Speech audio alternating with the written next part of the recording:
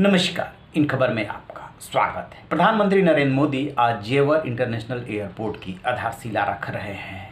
इसके साथ कई खासियतें जुड़ी हुई है। आखिरकार क्यों उत्तर प्रदेश सरकार, योगी सरकार इसको इतना प्रचारित व प्रसारित कर रही है, इसके माध्यम से कितने रिकॉर्ड बनने हैं, इस पे सुनिए जरा एक रिपोर्ट।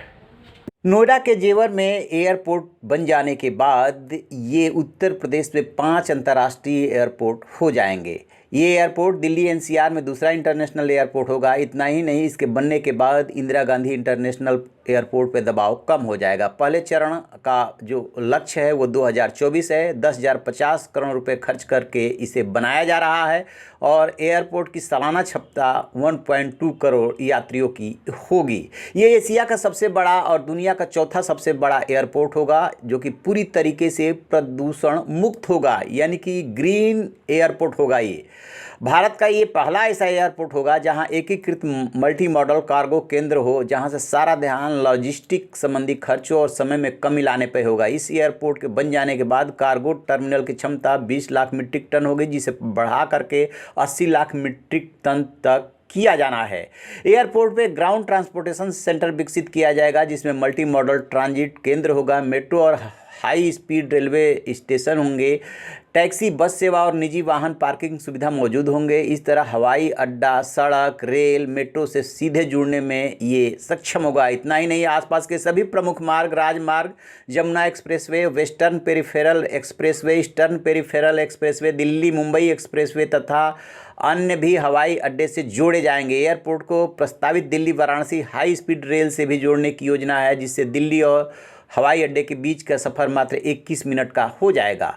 केंद्रीय उड्डयन मंत्री ज्योतिरादित्य सिंधिया ने कल इसके बारे में बताया था कि एयरपोर्ट ड्रीम प्रोजेक्ट है। यह सिर्फ उत्तर प्रदेश के लिए नहीं बल्कि पूरे भारत के लिए है। सिंधिया ने जो बताया था कि जेवर में बनने वाला एयरपोर्ट अपने साथ विकास की राह खोलेगा। इस प्रोजेक्ट में $2 बिलियन का निवेश हो चुका है। जेवर और आसपास के क्षेत्रों में 60,000 करोड़ रुपए के निवेश का अनुमान लगा है। जेवर एयरपोर्ट से विभिन्न माध्यमों से 1 लाख लोगों को रोजगार मिलना है। आज़ादी के 70 साल बाद तक उत्तर प्रदेश में सिर्फ 2 एयरपोर्ट थे, लेकिन अब पीएम मोदी ने पिछले 7 साल में जो परिवर्तन किया और उत्तर प्रदेश पे ध्यान दिया, उसके बाद उत्तर प्रदेश में 9 एयरपोर्ट है और जेवर में बन रहा एयरपोर्ट 10वां एयरपोर्ट होगा। अगले 5 साल में यूपी में 10 से 17 एयरपोर्ट पहुँच जाएंगे। तो ये है खास। तो जैसा कि आपने सुना, ये एशिया का सबसे बड़ा एयरपोर्ट बनने जा रहा है और दुनिया का चौथा सबसे बड़ा एयरपोर्ट। फर्स्ट फेज 2024 में बन के तैयार होगा। 10,050 करोड़ की लागत आनी है। खास बात यह है कि 70-72 किलोमीटर के दायरे में ये दूसरा इंटरनेशनल एयरपोर्ट होगा और इसके साथ ही उत्तर प्रदेश में ये 5वां इंटरनेशनल एयरपोर्ट बन जाएगा। इससे 1 लाख लोगों के रोजगार का मसला जुड़ा हुआ है। यमुना औद्योगिक विकास प्राधिकरण इसकी मॉनिटरिंग एजेंसी है, जो प्राधिकरण है, और ज्यूरिख जो है कंपनी, वो इसे डेवलप कर रही है। 3 फेजेज में इसको डेवलप किया जाना है। पहला फेज जो है उस पर जो खर्च आ रहा है वो 10,000 करोड़ से अधिक आ रहा है। तो ये है, तो रहा इसकी खासियत। लेकिन एक इसकी सियासी खासियत भी है। चूँकि उत्तर प्रदेश का चुनाव है और योगी सरकार ये बता रही है सूबे के लोगों को कि उनके कार्यकाल में विकास हुआ है, युवाओं को रोजगार मिला है, 5 इंटरनेशनल एयरपोर्ट बने हैं। इसके पहले सोचिए कि कितने एयरपोर्ट थे उत्तर प्रदेश में।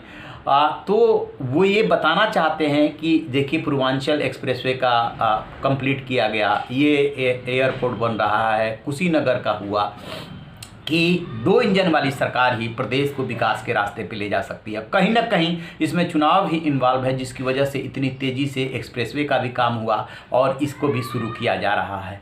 तो इसकी दो चीज़ें हैं महत्वपूर्ण। एक तो ये चुनावी बेला में बन रहा है, लिहाजा स्वाभाविक रूप से सियासत भी जुड़ी हुई है, और दूसरी बात कि इसमें कहीं कोई दो राय नहीं कि ये बहुत बड़ा इंटरनेशनल एयरपोर्ट बन रहा है और उत्तर प्रदेश के लिए ये बहुत ही खास है। तो आप रहिए बेखबर, देखते रहिए इन खबर। Thank you.